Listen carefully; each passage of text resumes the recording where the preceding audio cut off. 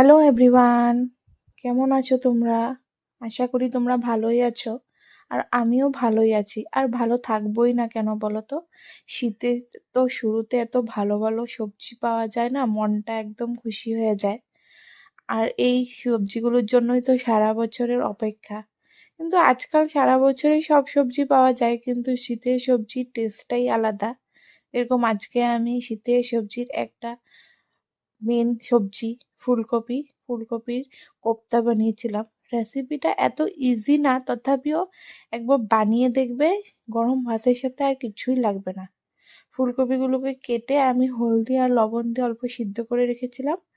আর এদিকে একটা বাটিতে অল্প বেসন, কর্নফ্লোর আর বেসিক মশলাগুলো দিয়ে একটা পেস্ট বানিয়ে রেখেছিলাম।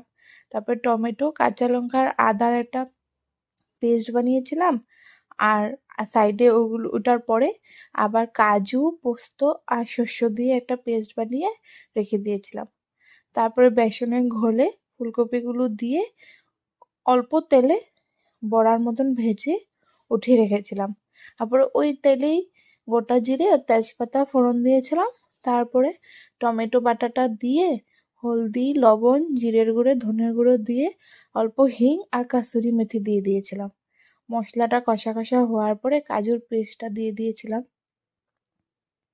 এগুলো হওয়ার পরে আমার ঘরে অল্প ফ্রেশ মালাই ছিল, যেটা দুধের শটটা ছিল ওটাই দিয়ে দিয়েছিলাম।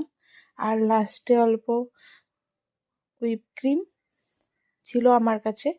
আর তোমাদের কাছে যদি ফ্রেশ ক্রিম থাকে ওটাও দিতে পারো।